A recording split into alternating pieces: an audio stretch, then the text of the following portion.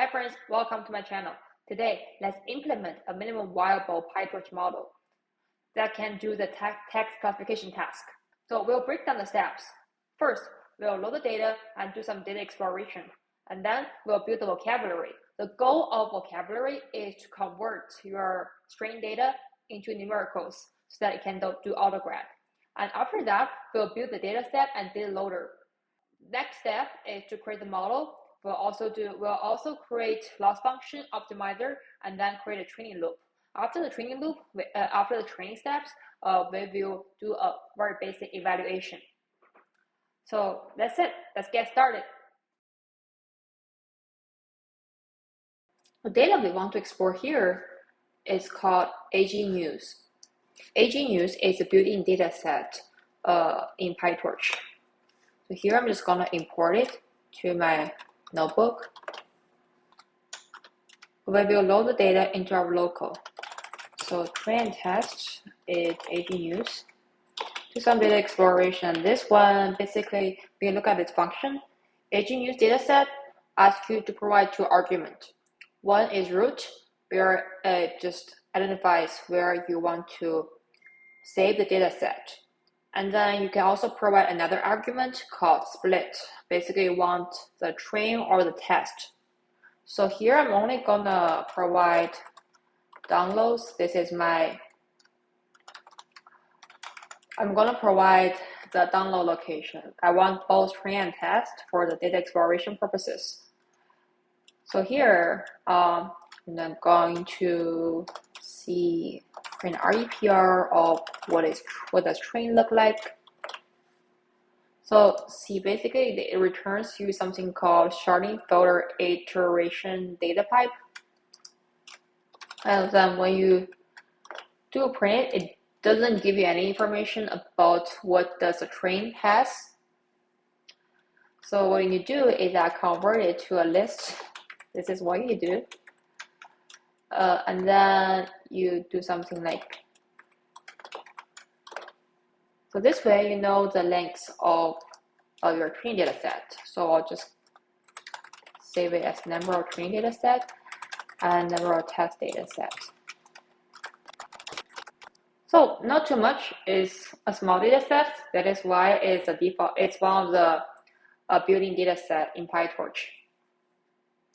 But then what does the data contains? Let's provide some sample. So let's say, because you see this something, the train itself is some iterables. So that's something you can do to get a sample for the iterables is to do this. So there you get a sample. So here you can see the sample provides you with it's a tuple with two elements. One is a label, an integer. The other is a text. So if you search online for what does AG dataset do, it's actually just as simple as what we are seeing here. It gives you a label, and then it also gives you a short text, which is a short description for the news. The task here right now is to do a classification. So given this short text, we want to predict what is the classification. So I copy the label definition online. This is the label definition. So if it is 3, it means business. If it is 1, it means it's about world. It is 4 about science and tech. So here, this news which mentioned Wall Street is classified as 3. So right now we have a basic idea of what does this dataset do. We can then, I think the next thing that makes me curious is about label distribution. The goal is kind of to understand how many samples do we have for each labels. So let's figure this out.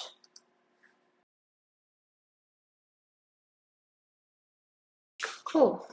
Great. So when you look at the distribution of the train labels and test labels, most of them are very evenly distributed.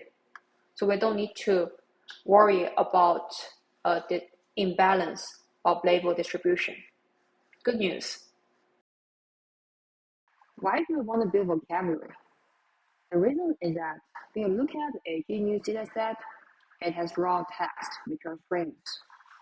And as we all know, the neural networks work with autograph and forward function. It only handles numbers.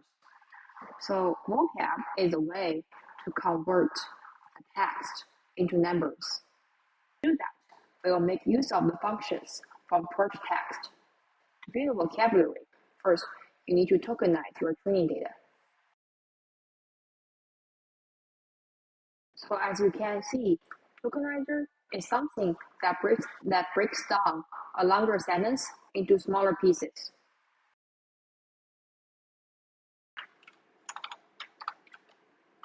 After that, we'll use the vocab builder here to build our vocab. So as you can see, this function requires an iterator. We'll provide an iterator for it. So this function is helping us to build vocabulary. We add two special tokens. One is to handle unknown and unseen words. The other is used for padding. So after you use unknown, you also need to specifically set, like for the vocab, to use unknown to represent words that it hasn't encountered before. Cool. Let's try it out.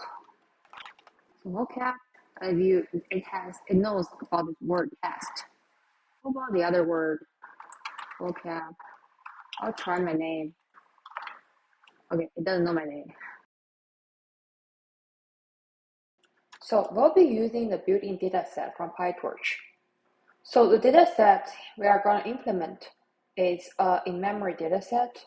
So it will require you to implement two methods, which is first is the length, second is the guide item.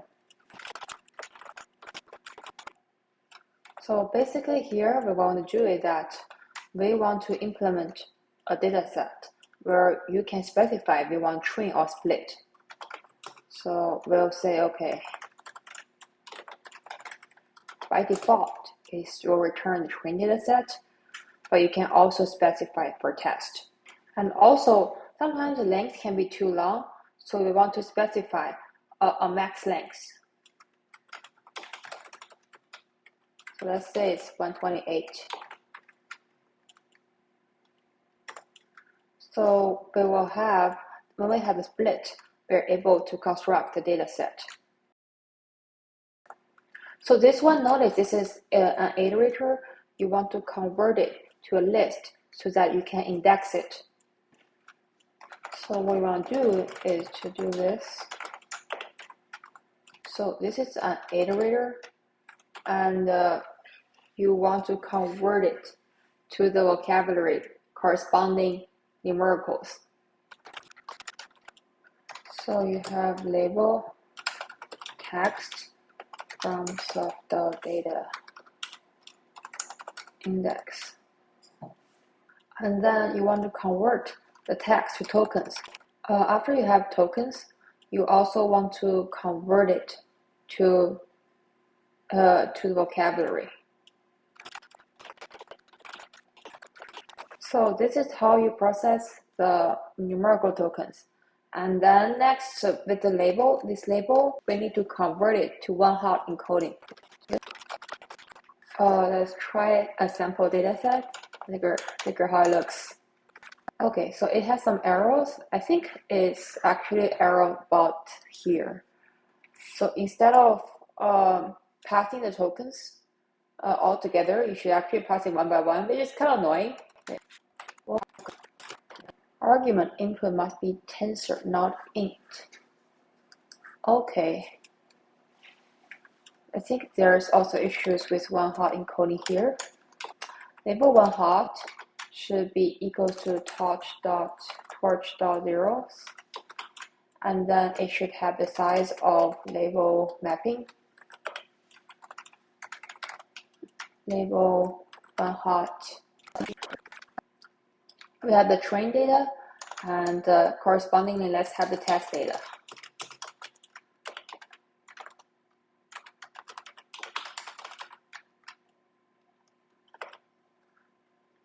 Let's also build the data loader right now. So cool, now we have the data loader. So for now, we're only going to implement our naive model. So we'll implement this model to inherit an module, which is a standard practice for Pytorch. If you are going to inherit an module, you need to have implement the NIT function, of course. Also, it's important for you to implement the forward function. So what are the benefits of inheriting this n.module and follow their rules? The reason is that it computes the gradients and handles the model parameters for you, so that we don't have to handle all those intricacies. So for our model, we're just gonna make it simple. We'll have an embedding layer. Let's say so dot embedding equals to n dot embedding layer. So see, number of embedding layer asks you number of embeddings, which is really the length of our vocabulary. So length vocab, where we can specify embedding dimension. Let's just say 128 for now. And then I think right now we have our embedding layer. What else? We actually also need an MLP layer. Forward function is where you use your models. So here, next step, you actually need to do some aggregation. The simplest thing to do is use torch.min x and then dimension equals to -2. So let me actually do some comments on the shape of the data. So the x right now, at the input, will be batch size, and then it will be the number of tokens, the max number of tokens. So it will be length. And then after this step, it should be batch size, max length, and then it will be embedding dimension. So that's why here you need to do the aggregation to make it, to do a mean aggregation towards this dimension. So after this step, you should have batch size, embedding dimension. Next step, let's add some nonlinearities, maybe just ReLU. So it will maintain the same shape. But the sole objective here of the ReLU is to add some nonlinearities. And next we'll use soft.mlp to convert it to the size of our labels. So this one, after this step, the shape of the X should be batch size and then length of labels, so that it provides a logic for each label. Return X now, and let's verify what we think. So let's try a batch. Okay, data loader is not an iterator, probably. So here we have an arrow that says each element should be equal size. So it seems like there are some complaints about our data loader. So if I say, okay, next, each element in the list of batch should be the same size. Our batch then return the same size. So let's figure out what's wrong here. What we could debug here is actually numerical tokens. I just recall it's actually not a torch tensor. Let's convert it to torch tensor. Expect tensor to be equal size, but 128 at entry 0 and 123. Okay, so it means that we didn't cut the size. So we didn't actually strictly execute the max lengths that we have mentioned here. So it should be numerical tokens first, numerical tokens. Do it again, and then, so no complaints right now. We're good now. Let's continue with verifying the model. Cool. So see, here we have batch size and length of labels. So the next step is for the loss function and evaluation function. The common thing about these two things is that they all measure the difference between the prediction and the actual label. The difference is that loss function is used for the backpropagation, so they must be differentiable. But for the evaluation function, there's no such thing. That said, evaluation function is more flexible, whereas loss function is relatively strict. So let's get started. So cross-entropy loss is a typical loss function used for multi-class classification problem. So here we have this cross-entropy loss function. You have your logits. You also have your labels. Okay, we have this arrow. It says expected one-off. So let's look at what this logit wants. This function wants. It wants input. It wants dimension. Okay, let's give it dimension.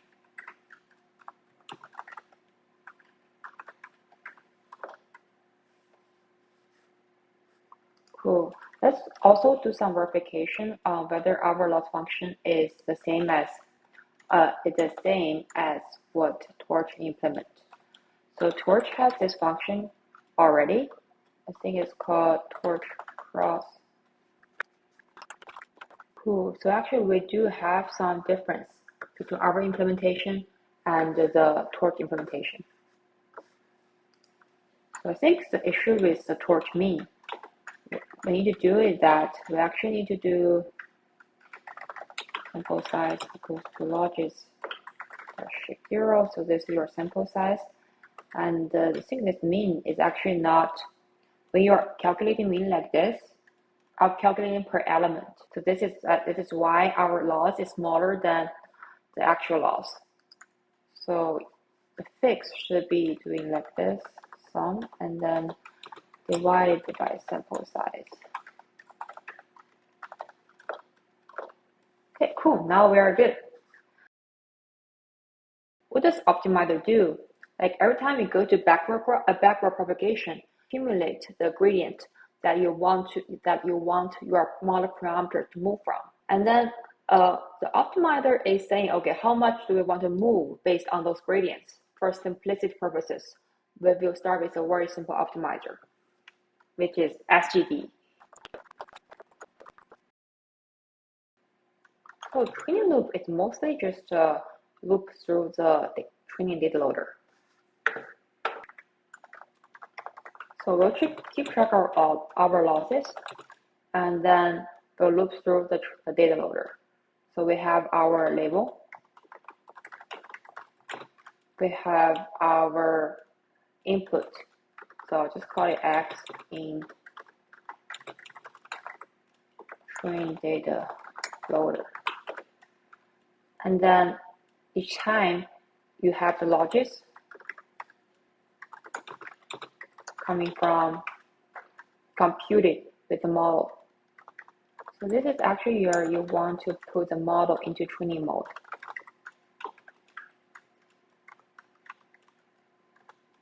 So compute loss, and then you compute loss. So our loss, we're going to use the cross-entropy loss. We have logits. You also have labels. Based on your loss, you want to change how you change your model parameters. The way to do that is to do loss backward. And then, so after this step, you know the gradient. And then you also want to use your optimizer to update your model parameters. You do this by step. Okay. keep track of your losses. Kind of annoying, but you need to manually do a zero graph. Cool, let's try train model. Never mind, I forgot to run this code. Cool, we're getting started. So once it's trained, let's take a look at the losses. Actually, see, here we can visualize the losses. There's actually one bug here. I forgot to, so this loss coming out is a torch tensor. We need to convert it to a scalar before we append it. So see, now we can see the loss decreasing. So we're on the right track. So since we have trained, we have looked through all the trained data loader, now it's time to use test data loader and to actually evaluate the model we just trained. The first step is actually to collect the predictions. So predictions from the trained data loader, from the test data loader. So notice here, there's one thing we need to do. Make the model into eval mode so that it doesn't update, so that whatever we do, it doesn't update the model parameters. And then also with torch dot no graph so that we can save on memory. Predictions should be torch dot arg max. Cool, so let's try to see if this code can collect predictions and labels for us.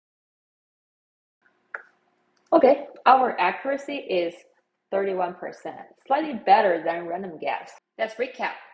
We load the data, did some data exploration, and then we built the vocabulary. After that, we have dataset and dataloader. And with the dataset, dataloader, as well as loss functions and optimizer, we were able to do the training loop. After the training loop, we have a model, so we did the evaluation for the model. So that's all those steps gives up right now a minimal viable Pytorch model that can do text classification. However, it's just far from usable. So next step, we will be improving these models. Thank you for watching. We'll see you next time.